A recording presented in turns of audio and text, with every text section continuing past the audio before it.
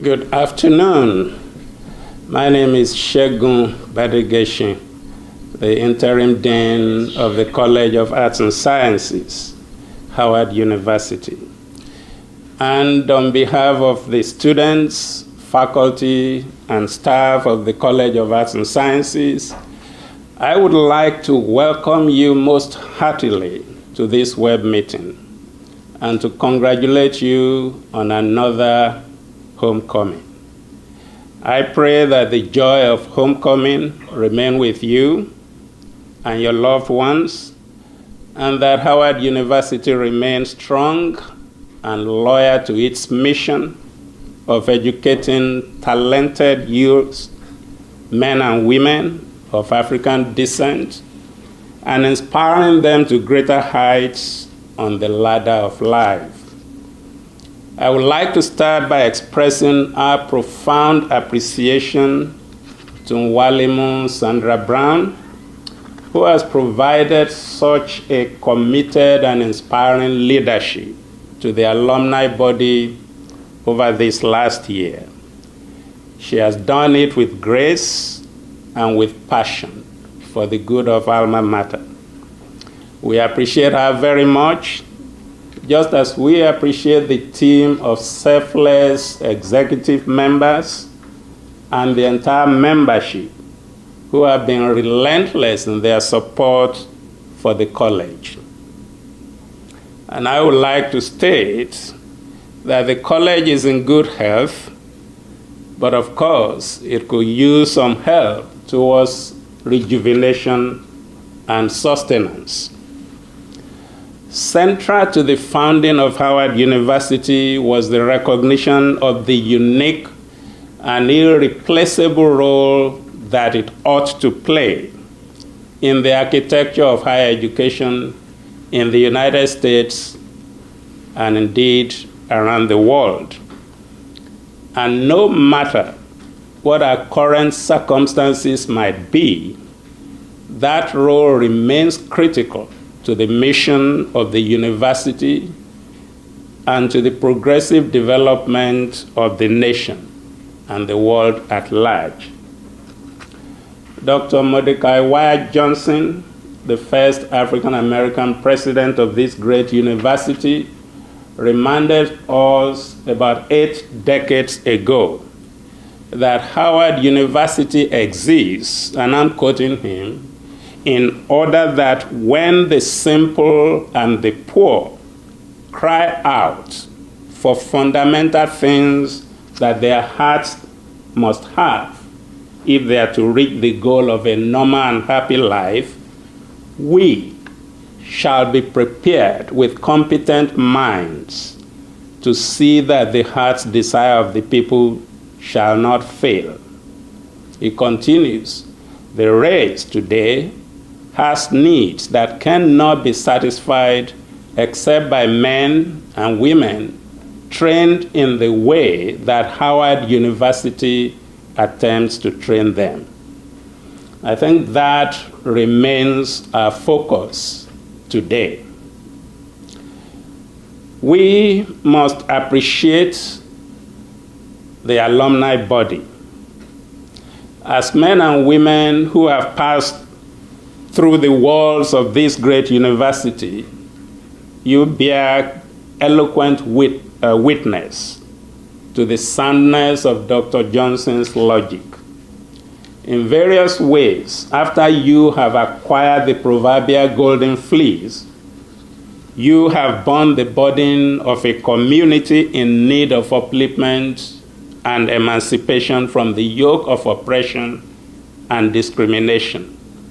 That task that you bore is both universal and particular.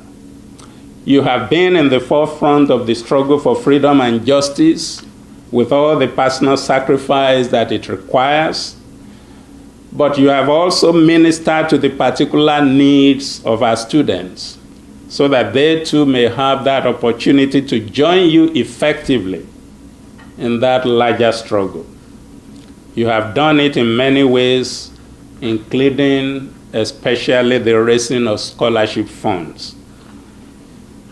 the Alumni Scholarship Fund has raised over $3,000 in this last year to assist graduating seniors, while Alpha Kappa Alpha Founders Centennial Endowment Scholarship Fund has raised over $260,000.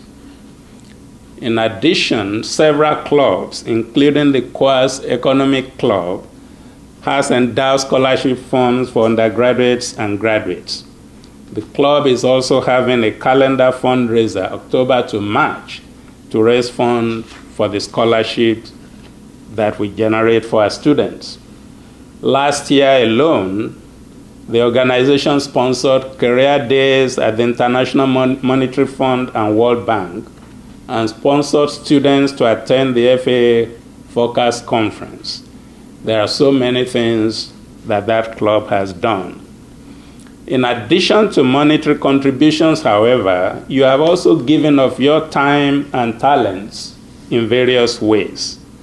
Our special treasures in the arts have been in the forefront of our universities and colleges' exposure to the world outside. We cannot forget the indispensable contributions of Ms. Debbie Allen and Ms. Felicia Rashad to the continuous development of our theater arts programs as they train and mentor our students. They have helped them navigate the world of acting in various ways. And our faculty alumni have also been exemplary in mentoring undergraduates and contributing to our new initiatives, such as the Freshman Seminar, which introduces first-year students to the mission of the university, as Dr. Johnson demonstrated, and to help them become successful as Howard graduates. For these levels of support, we are indebted to you, our alumni benefactors. Let me talk briefly about our students, because they are why we are here. And I'm glad that the HUSA president, Mr. Anthony Miller, is here with me in the hall, because our students have been phenomenal in their contribution to the mission of the university. They have been focused, setting their eyes on the prize, and making sure that they are worthy of your sacrifice and your hope for them. They continue to shine and to make us proud. I will just mention a few of the notable achievements of our students in the last year. For us, as for you, I believe, one of the most important attributes of the Howard man and the Howard woman is the passion for justice and freedom. So it is always fulfilling for us to see our students take on this cause even before they leave the gates of the university. This year, HUSA, led by Anthony Miller, and COAS Students' Council were in the center of the organization for the 50th anniversary of the March on Washington, and they did it with class. So we are very proud of our students. In addition, however, they have excelled in so many other areas. For instance, Howard student entrepreneurs won $10,000 in Canada for Global Business Plan Contest. These were economic majors. Also, Harrison Lamar Hayes in May this year received a Bachelor of Arts in Political Science and was awarded the competitive Reginald Lewis Prize. This prize is awarded to the undergraduate student whose cumulative grade point average demonstrates the highest increase between their sophomore and the senior years. Furthermore, this year, Howard University had 5 Fulbright Scholarship Awards. Out of these 5, however, COAS claimed 4.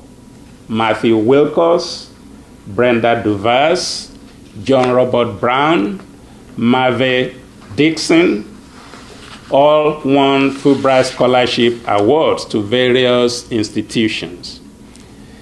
A team from Howard University also won the first place in the 2013 Partnership for the Advancement of Collaborative Engineering and Education, PACE. The university was led by a faculty team from engineering and the Department of Art, and it includes undergraduate and graduate students in arts and engineering. The team tackled the issue of ineffective transportation in the Washington region. In their project, this team designed a more effective publication system and public transportation system, which incorporated new ideas to extend the bicycle sharing initiative in the region to include a podcast system which will feature automated vehicles operating on a network of guideways. PACE is in collaboration with General Motors, Autodesk, Hewlett-Packard, Oracle, and Siemens. Now let me turn to our faculty and departments. And I'm also glad that one of our departmental chairs, the chair of the Department of Physics and Astronomy, Dr. Mistra, Prabhakar Mistra, is also here with me in the hall. Now, the achievements of our students are due in part to students' shared determination to succeed and make the best of their education. However, we must also acknowledge the contribution of our dedicated and resourceful faculty and staff. Faculty members have garnered honors and recognition too numerous to mention here. Some of these I shared with them at the last faculty meeting. Divisions and departments continue to excel in curriculum development and service activities. And the university, through the Office of the Provost, has been supportive of these endeavors. For instance, this fall, the College of Arts and Sciences added 28 new tenured and tenure-track faculty to its list of full-time faculty. These are all productive researchers who are already leading the charge in our efforts to provide the best education for our students. The Division of Fine Arts has been an exemplar in this regard, and we appreciate how, despite the limitations of resources, our colleagues have provided us with such fun-filled experiences of the arts in the last year. And just 2 days ago, the Division of Fine Arts received the Mayor's Arts Award. That is the District of Columbia Mayor's Arts Award. This is in recognition of the contributions of the faculty and students of fine arts to the enrichment of the cultural and entertainment mix of the Washington, D.C. area. We bear eloquent witness of the distinction and magnificence of our colleagues in the arts. In addition to the PACE Award that I mentioned above, the Department of Art also received 2 General Motors Foundation grants for collaborative learning, valued at $28,000. They also received Collaborative Learning Project, $18,000, and Research Project Award. One of our faculty members in the Department of Art, Professor Akili Ronald Anderson, was commissioned to design and fabricate a stained glass to commemorate the Delta Sigma Theta Centennial celebration in January 2013. And I cannot praise enough the Department of Music and the Department of Theater Art. The Department of Music brought the National Symphony Orchestra to campus last year. We also hosted One Beat, a multinational and multicultural assembly of musicians. In addition, there were approximately 50 weekly recitals held as part of the Wednesday at Noon series in the Blackburn Center Gallery. And how can we appreciate enough the genius of Professor Norris and his directorship of the choir? Or what would our life be like without the marching band, which is again going to perform this Saturday, or the jazz ensemble, or indeed the Afro Blue and Sassy. Thus, the Division of Fine Arts has been an integral factor in fostering the proverbial town and gown relationship. And the Department of Theater Art has been phenomenal. It sponsors a symposium series of each of its productions, through which it connects to the research process in theater and the art. It also contributed in significant ways to the college's interest in interdisciplinary studies.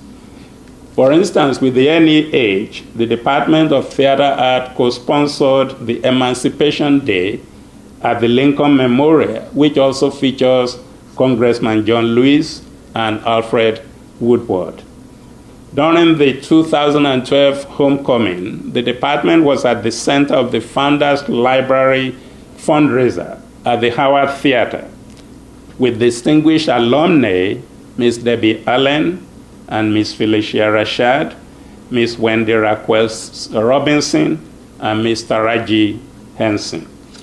The list is long, and I will not go over them, but the performances have been phenomenal.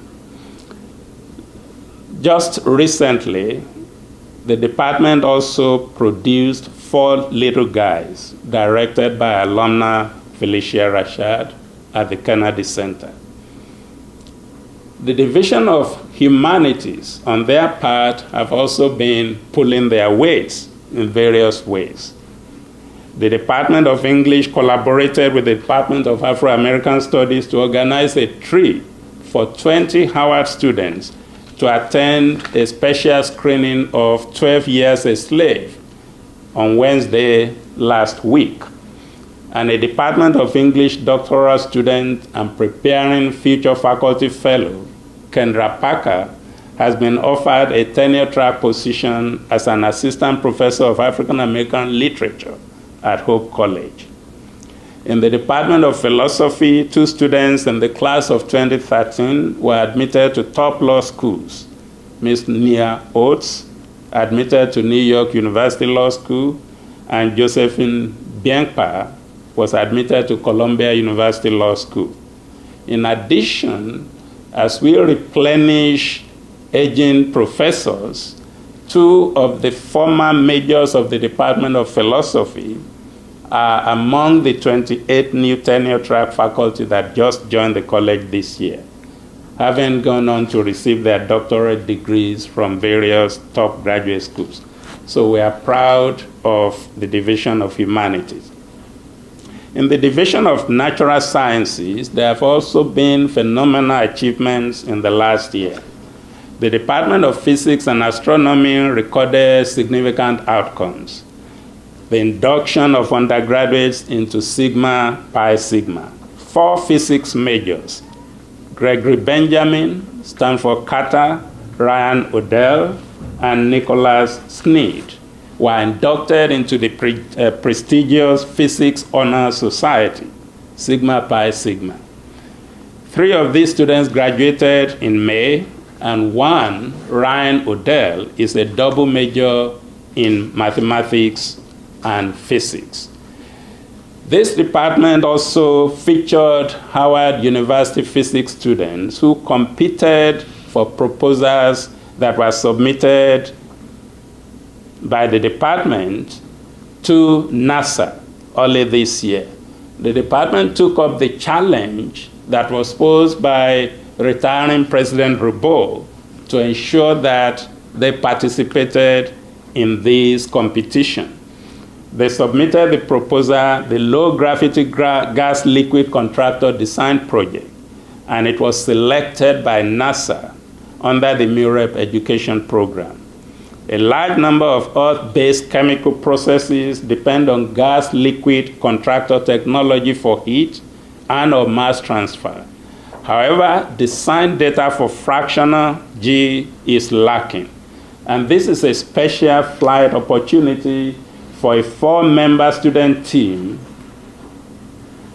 and oversight provided by faculty under the direction of the chair of the department, Dr. Prabhakar Misra.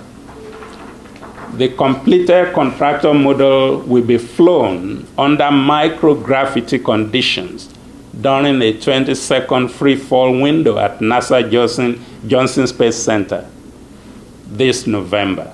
This is quite an achievement. The graduates of the Department of Physics and Astronomy are going several places. Postbaccalaureate fellow at the National Institute of Mental Health, Bethesda, medical school, U.S. Army, U.S. Patent Office, and of course, other graduate schools.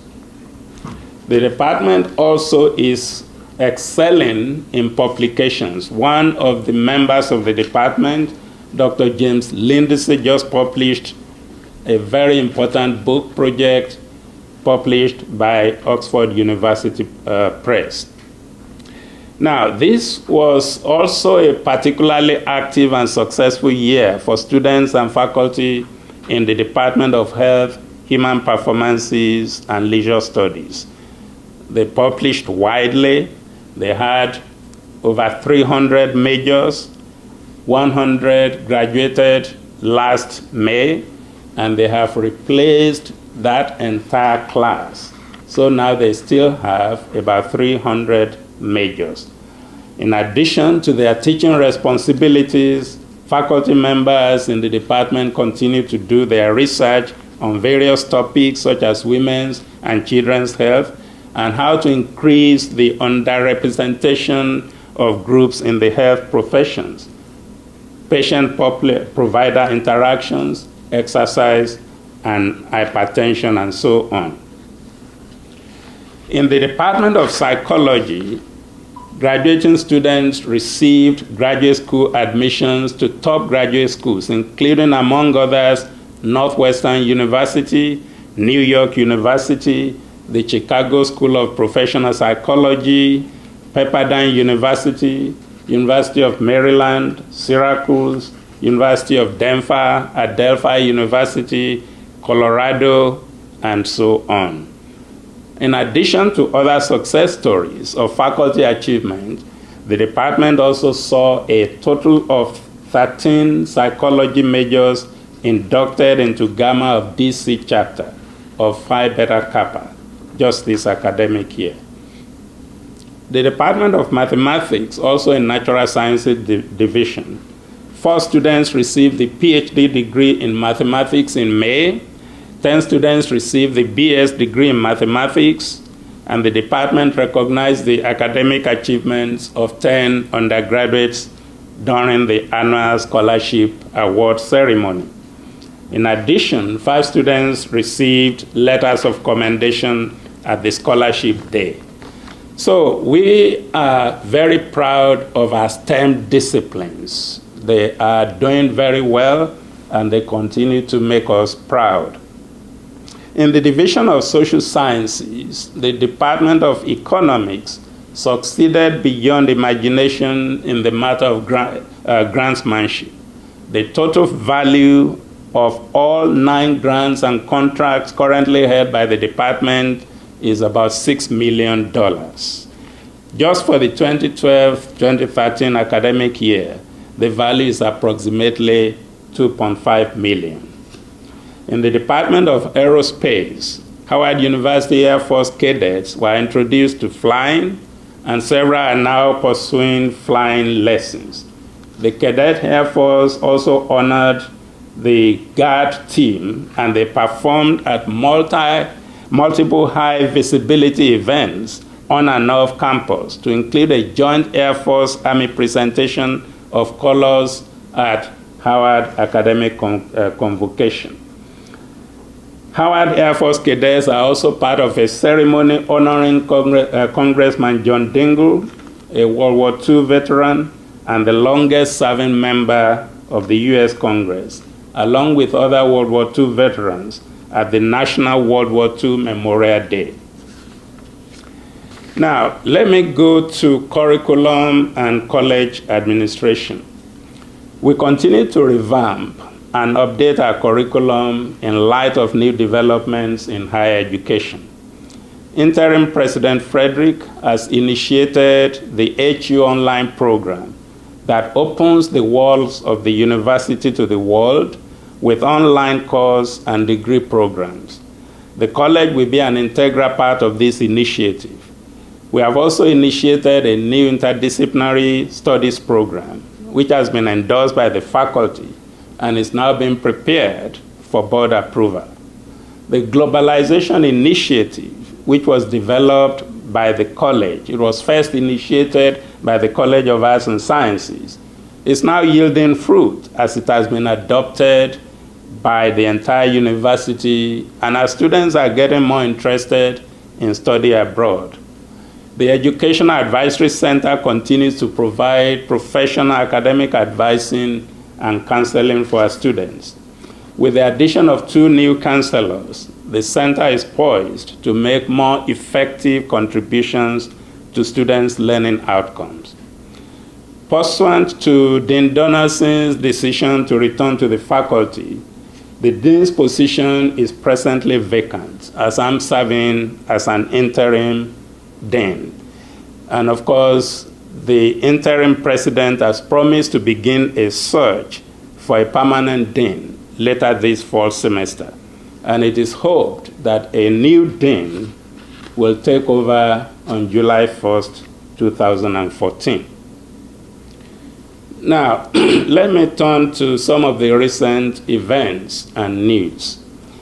By now, we are all aware of the several heartbreaking media news, starting in late spring, including the drop in Howard's ranking in the U.S. News and World Report's university rankings, and Moody's downgrade of our credit rating, culminating in the sudden changes that occurred on Tuesday, October 1, with the retirement of President Rebo, effective December 2013. We know that the world is created out of a mix of the good and the not so good. That, in fact, is an African insight. Indeed, without its opposite, we will not have a concept of the good. What is unfortunate, however, is that the good news, the good that we know and have, is sometimes drowned by the not so good. But we are also endowed with a survivor spirit, a can-do mindset that refuses to give in to negativism and naysaying. Therefore, it is our firm belief that this condition too shall pass, and Howard will not only survive as it must, but will also flourish and prosper. We can and we will do it.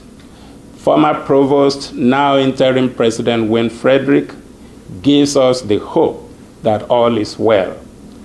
He's young, dynamic, visionary, and fully committed to the Howard idea and ideal. A triple alumnus of this great institution, Dr. Frederick has an excellent understanding of what it takes to sustain its greatness for generations to come. So with him taking over the aim of this great institution, we must keep hope alive. I would like to appeal to you, our illustrious alumni, as I have to my faculty colleagues and our students, to remain steadfast and renew your faith in alma mater. That, I think, is what it takes. It doesn't, of course, mean that we cannot offer constructive criticism from our various vantage points.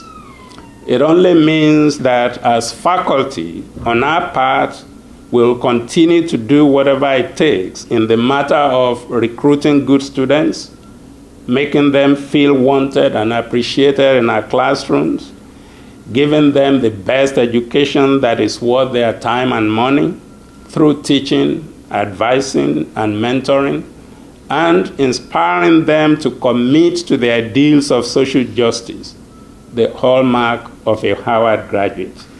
And as alumni, we continue to count on you to seek the good of Howard University and the College of Arts and Sciences through generous giving to the good causes of providing scholarship and good learning experience for our students.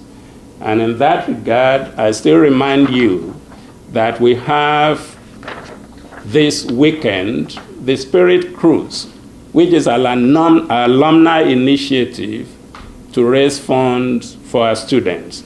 It's coming up this Friday, that is tomorrow, at 7:30. I think this is the kingdom of Howard University that we must seek, and I believe that every other thing shall be added unto us. I thank you so much for what you have been to us and for what you will continue to be. And again, I wish you a very, very happy homecoming. Thank you. Now, I think we have questions that we are going to address. And the first question is from Phyllis Bailey. Why are we offering so many remedial courses? Well, as I mentioned in relation to the first African-American president of Howard University, the mission of Howard University is unique, and that is why it is irreplaceable. We know that a number of our students come in not quite prepared. Of course, a larger percentage come in well prepared. However, we cannot abandon to their own fate those who are not well prepared when they come in. And so we need to offer some remedial courses so that they can keep pace and still graduate on time, or at least within 6 years. And we are sure that we can do it. The next question is about what is being done in terms of financial transparency. That's a very good question. Actually, this is one of the issues that the faculty have also raised. The interim president has been very open with respect to that, and the outgoing president has also been very open with respect to this, in the sense that the budget of the university, the financial statements are all put on the website of the university, and they are there for the world to see. So in the matter of the transparency of our financial situation, I think there has been transparency to a large extent. Obviously, we can do better, and the administration will see to that. And I will pass this on to the interim president to take care of.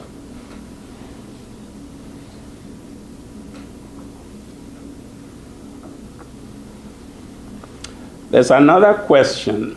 What is being done to lift the university's ratings?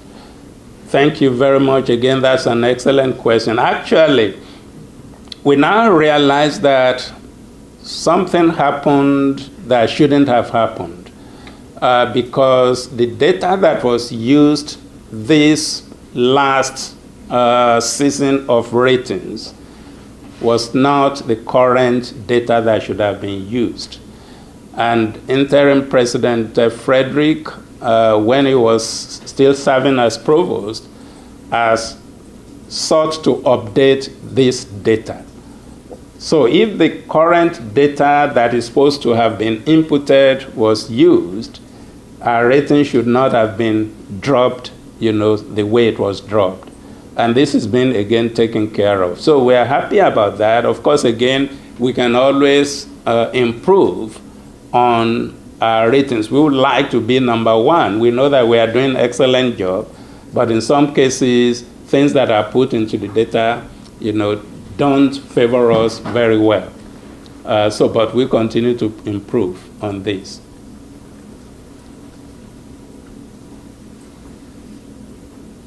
Now, I should say that the College of Arts and Sciences in particular has been in the forefront of giving our students the best education.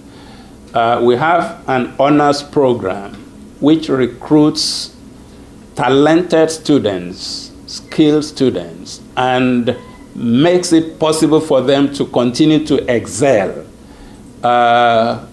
beyond, of course, the state in which they come in. They came in very well prepared. And so they are challenged with challenging courses, all kinds of exposure to other activities, including serious research with faculty members, going to conferences, and so on. So on our part, this is something that we'll continue to take care of. And we have quite challenging courses, even for all our students. You know, as distinguished alumni, when you are here, you face challenges in the matter of the courses to which you are exposed. This is still something that is going on at the university and especially at the college level. So we'll continue to do our part in that regard. What's been done to develop infrastructure, not just building new dorms? Very good question, and I thank you very much for that, because that has also come up on several occasions in our internal discussions. And infrastructure, you know, maybe we can divide it into two. Building infrastructure is one, but technological infrastructure is another, and both are very, very important. Our buildings are getting old. The College of Arts and Sciences, Law Hall, for instance, we need, you know, more rooms for faculty.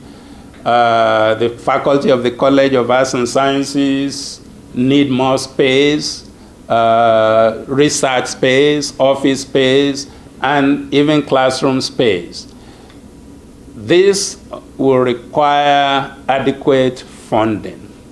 And one of the challenges that we have is raising funds. We are now, as a college, doing our best in terms of funding for scholarship, because that's a needy aspect. Our students have financial needs that we are not able to meet completely from our existing funds. So we are on to that. The university on its part, the president, the provost's office are doing their best with respect to infrastructure. We will continue to encourage that. Technological infrastructure is important because we need technology introduced in our classrooms. And again, the provost, then provost, now interim president Frederick, is aware of that. We have discussed this on various occasions in the Council of Deans meeting, and he's trying his best. And I think, being at the helm of affairs now, his main concern will be raising funds for these kinds of endeavors. What is the percentage of alumni given from COAS alumni? That's, again, a very good question. And coming from this group of alumni that I'm addressing today, it gives me a special joy that we can actually discuss it.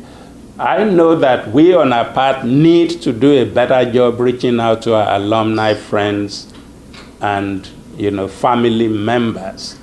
We have not been doing that enough. And so, you know, input determines output. Our input is to reach out. The outcome will be for the responses from our alumni friends. We will do a better job of reaching out. Right now, the percentage is not very encouraging, and it can be improved. So we are going to do our very best. I think we have a group of dedicated alumni there are still many others that have not joined in the effort. And we continue to count on them. And we count on you to help us, in your network of activities, helping us to reach out to them. I think we don't have up to 20% given from our alumni body. And that is not quite, where we want to be. So this kind of discussions that we are having is going to be instrumental towards what we expect as an outcome. And I'm pretty sure that those of you who are listening now, you know that we have these needs. You know that you're in a better position to help us fulfill these needs. And I'm going to tell you also that our faculty are also trying their best. Even with respect to this spirit cruise that we are having tomorrow night, faculty members have voluntarily given. And a number of them are going to be there, tomorrow night. Are there special scholarships that are specific for COAS students? These are the scholarships that we raise, the scholarship funds that we raise in the college. And they are named and endowed. Some of our faculty members have endowed scholarships in the college. I mentioned mathematics. There is also physics scholarship fund. There is philosophy scholarship fund. There is division of arts funds for scholarship. So each department, each division has a scholarship fund that has been endowed at one time or the other, either by a faculty member, a retiring chair of a department, a retiring dean. We have a James Donaldson scholarship, which was endowed by the retiring Dean Donaldson. So if you would like to give to our scholarship funds and you like to give it to a particular department, all you need is just to ask for the name of that scholarship, and you can send, your donations to that fund. We will continue to explore how we can reach out more so that this will be a continuing effort. And I'm sure that, again, our students who are very needy will benefit from that. Let me share with you something that is just very recent. And it's, aching to my heart and to the heart of so many of our faculty members who just learned about it. We just received information from Students' Accounts Payable that we have the college has about $9 million uncollected or yet to be collected tuition and fees. Now, these are current students who may not be able to come back in the spring or even be able to register for their spring courses, which starts next week, unless they're able to pay. Now, so many things are responsible for this. As you well know, the new regulations about parent loans affected our people most adversely because they cannot qualify for parents' loans, and many of our students depend on their parents being in a position to help them, and these parents depend on loan that they can get. So if they are not qualifying for loans, then it affects our students, and this has been the experience. So we are trying to see how we can help these students. A number of them are graduating seniors. And again, Walimu Brown has led this initiative since last year to provide funds for graduating seniors so that it will not be because of financial needs that they are not able to graduate. Simply put, our needs in this regard are enormous. And again, we continue to rely on our friends to help us out. So whatever you can do will be appreciated, not just by us as faculty and administrators, but by the students. And we know that the students that you touch today, will be pillars tomorrow in the cause that we are all in favor of. The information that is just being relayed to me from a development officer who is also here in the room with me is that domestic alumni participation rate is about 33%, and international alumni participation rate as of 2012 is about 4%. So obviously, again, we can do better with respect to these rates. And international alumni, we have to reach out to them, because I know that there are a good number of them who will be willing to contribute, to help our students, since they knew that when they were here, they were also helped, and they were in a position of need when they were here. So the university stood up and helped out at the time that they were studying. I see no reason why we cannot reach out to them, and I'm sure that if we do, they are going to help us out. We hope to be able to reach out in the spring to the Caribbean Alumni Association, and we will continue to do that and make the plans. The number of the people who gave, the percentage that I just mentioned, represents the number of the people who gave, not the amount that they gave. Now, the Associate Dean for Fine Arts, Dr. Gwendolyn Everett, is also here with me, and I appreciate that. I've mentioned the phenomenal performance of the division in the past year, and also what they are doing currently. I also mentioned that the division received the District of Columbia Mayor's Arts Award just this past Tuesday. So that is still very fresh, and we are still celebrating, and we are happy. I think the performances on Saturday will be exceptional because of that. So we are counting and waiting for that Saturday morning when the marching band will do its best in entertaining us as they always do. You are around. If you are, then please just come over and let's have lots of fun. Yard Fest starts at 10 a.m.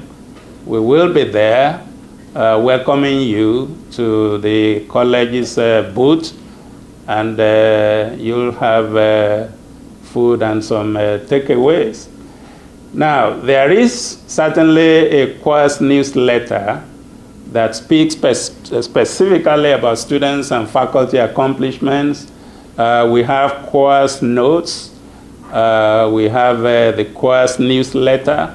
And during orientation week and commencement, we distributed these newsletters. We will also put them on the alumni page. They are now on the COAS web page, both the newsletter and the COAS notes. And they identify specific, achievements by students, by faculty, by department. So this is something that we are very proud of.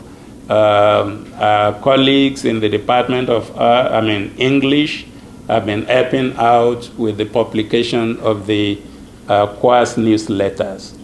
So we will do a better job of disseminating this and put them on the announcement page as well as on the alumni web page. Does COAS have an emergency scholarship fund that students can access for incidentals throughout the semester? Unfortunately, we don't. We now have, again, at the instance of Nwalemu Brown, the emergency loan fund. And students can access that anytime during the year. That's what we have in place now. We will explore emergency scholarship funds. We have some, but we don't call them emergency scholarship funds. We call them discretionary fund. That is the Dean's discretionary fund. And students can access them, though, of course, there are limitations, because sometimes what happens is that students have maxed out their financial aid, provisions. And when they do, they cannot get more aid from the college. Now, how can alumni get more involved? Excellent question. I appreciate that very much, because I know that it comes from a heart that is willing to do much more. I have enumerated certain number of needs, but I think the starting point actually is for every alumna of the college to join the College of Arts and Sciences Alumni Alliance. There are so many initiatives that are going on with the alumni body now that if you join, you can easily get involved without even making too much effort. For instance, volunteers are needed for Saturday morning, during the yard fest, just to greet and meet people. At that level, local alumni, individuals or groups can help out with that. And seeing you around in our classrooms when you come to visit, for instance, students will very much appreciate. I'm sure that faculty members would love to have alumni in their class to tell young students of their time here, what they are doing now. That would inspire our students.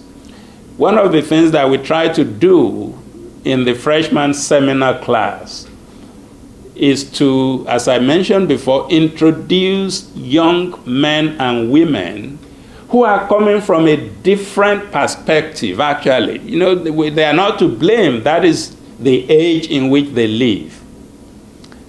They come in, with certain ideas. It is probably a me idea, but we know that we need more than a me idea to pull ourselves together as a community. That is what the Howard man and the Howard woman is about. The idea of the freshman seminar, therefore, is to introduce and reorient them. Coming into the classroom to visit, you will be in a better position as someone who have been through here, have been involved in the struggles over the year, to help in, inspiring them to the kinds of things that they should be opening their eyes to. Of course, it's important for them to face their studies and do very well, because it is then, when they get a good degree, they go on to a professional school or they go on to graduate school, that is when they will be able to contribute most effectively. And that is, what you, in your positions, as having been there, having done that, that's what you are able to contribute. So I would encourage, every one of our alumni members to please come around. If you are coming to town this weekend, for instance, and you are not going until, say, the middle of the week, I would appreciate an opportunity for you to come around and let's introduce you to our various classrooms, meet the faculty, meet the students. I think there is a lot that can do for our students. So we will very much, appreciate that. And give us, comments, criticisms, we will always appreciate that. Are there any alumni/student mentoring programs for current students? That we need. There is no formal program now. Again, we open our doors informally to alumni to come in, but there hasn't been a program in the fine arts. As I mentioned before, in the division of fine arts, our students have benefited immensely from former students who are now distinguished and stars, celebrities, coming in to help them, choreographing, acting, even music. They've been exposed to these stars who have made themselves available for the students. And that has been a tremendous help. We can use that in the sciences, we can use it in the humanities, we can use it in the social sciences. And if the alumni body can, initiate that, that would be a very important, initiative for us. Say, for instance, the economics club, for instance, can initiate an alumni student mentoring program. That would be great. That would be great. So I'll appreciate whatever, suggestions can be forthcoming from Walimu Brown on this very important matter.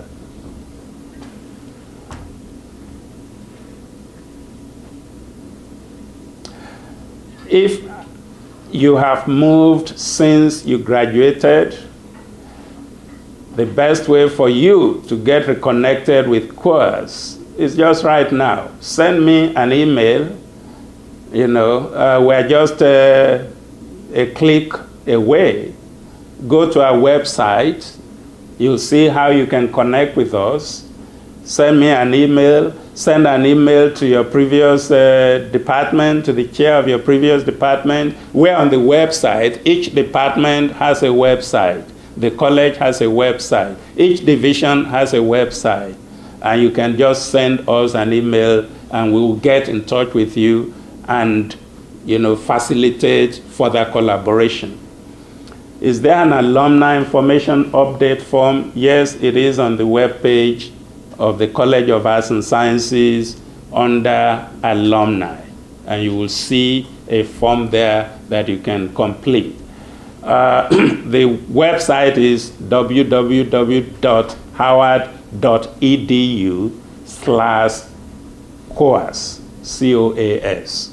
You can easily reach that. Even if you just go to Howard website, www.howard.edu, if you click on it, just go to academic programs and click on it, and you will see the College of Arts and Sciences. It is the first on the list because, again, remember, the College of Arts and Sciences is the flagship. It's the first college, it's the largest college, it has the smartest students, it has the most engaging faculty, and we are just so proud of what we are.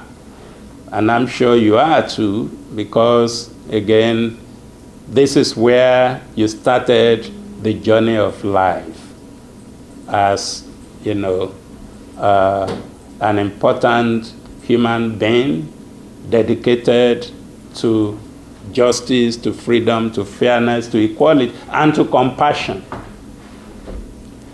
The president of the COAS Alumni Alliance is Ms. Walimu. That is the great teacher. And Walimu means great teacher. And she has been a great teacher. Sandra Brown. And her email address is HU69, that's HU69 @AOL.com. Again, hu69@aol.com. Miss Sandra Brown. I would appreciate your connecting with him. She's such a wonderful, wonderful human being. She has been very generous with her time. She has been very generous with her advice, her suggestions, and she does everything with such grace, such class, such passion. She's one woman that has inspired me personally because of her dedication. And I just can't thank her enough on behalf of the college, on behalf of our students, and on behalf of the alumni, because she has made a lot of sacrifice. We are just getting into the online degree program. As I mentioned earlier, there is now Howard University Online, HU Online, which is starting in the fall of 2014. It is an initiative of now President Frederick, when he was the when he was the provost and chief academic officer. There are about 6 or 7 degree programs now that are ready to start. The College of Arts and Sciences will join, but it will not be with effect from the fall of 2014. Our colleagues, faculty, are still preparing, to get into it, and we will eventually.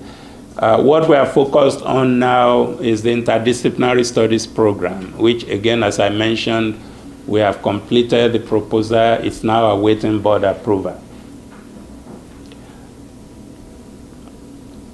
Now, the interdisciplinary studies program is important because this is where, higher education is going. And 2 or 3 years ago, under President Rubo, we had the Academic Renewer Program. That program identified interdisciplinary studies as one of the areas that the university will move into.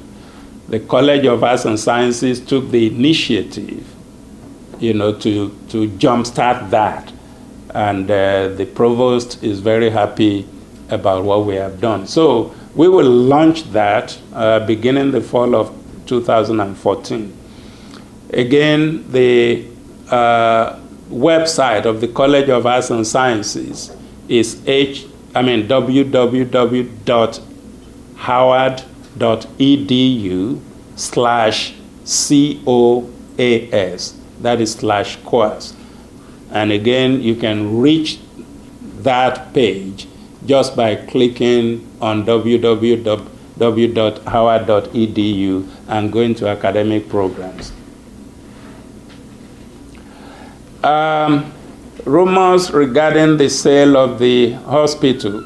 Unfortunately, that is something that I cannot speak to because I don't know much about it. It is the president of the university that can speak to that. And so I will not be in a position to say anything about the rumor that is going around with respect to the sale of the university, of the hospital. Let me also say, something about the extracurricular activities of the college. Apart from study abroad, our students are interested in a variety of activities. As I mentioned, of course, social justice and freedom are essential to the architecture of the university. Years ago, the African Burial Ground Project was initiated and completed here at Howard University. That is the program that did the research on the origins, the kind of genetics, formation, the food, the culture of the dead and buried Africans that were exhumed when GSA was trying to construct a federal building in Lower Manhattan. The bones of those exhumed were brought here, and faculty and students participated in that research. Now there is a monument to African burial ground in New York, and every year our students go there on a sort of pilgrimage. The freshman seminar sponsors this trip to African burial ground in New York. But now we have the Cobb Lab collection and the African burial ground collection hosted in the Cobb Lab, Montego Cobb Lab.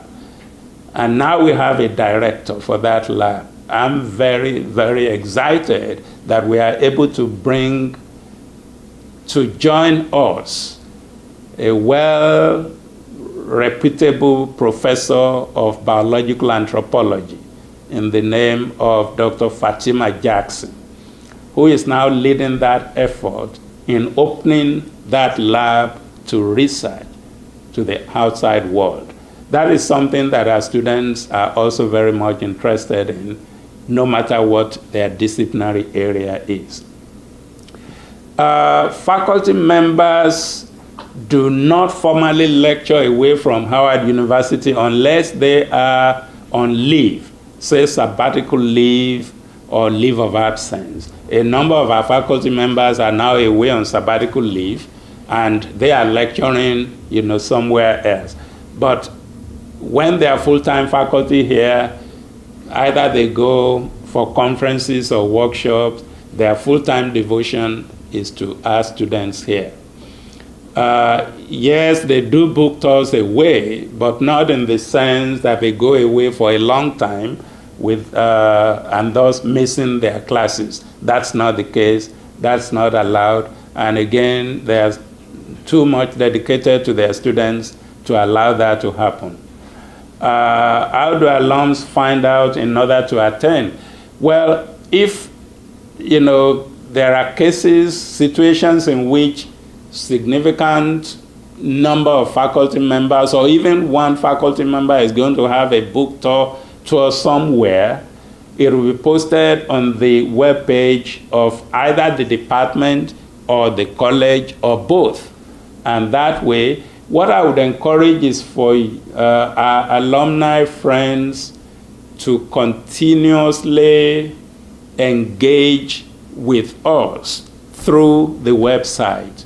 There is copious information, even daily events that happen within the university walls. You have information about that so that you would, be updated, every now and then about what is happening to your favorite college and your favorite university.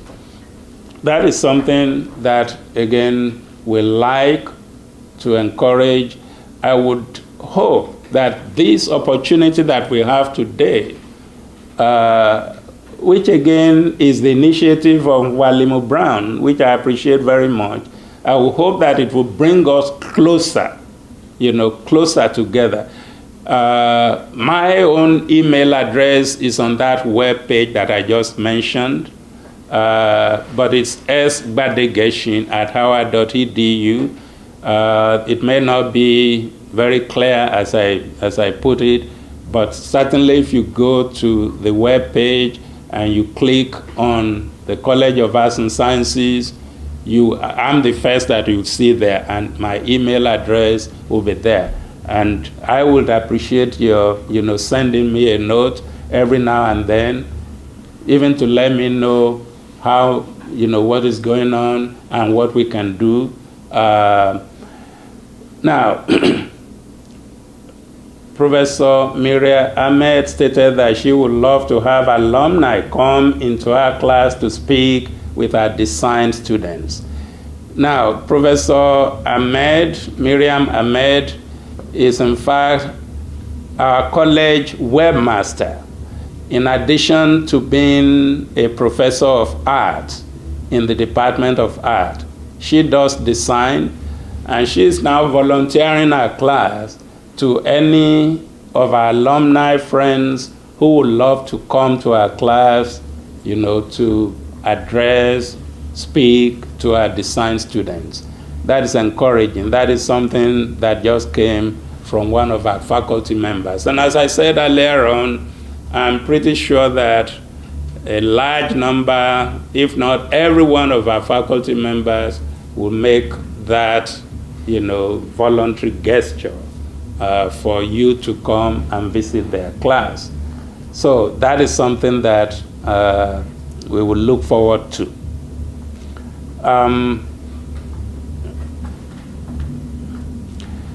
Now, the library system. Again, briefly, what I can say is that the library is under renovation now. The undergraduate section is under renovation.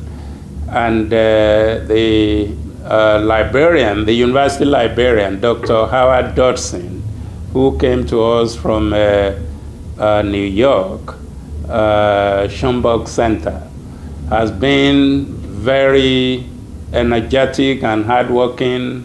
I know that he has a vision for the library system. I'm not sure whether they go for accreditation next year.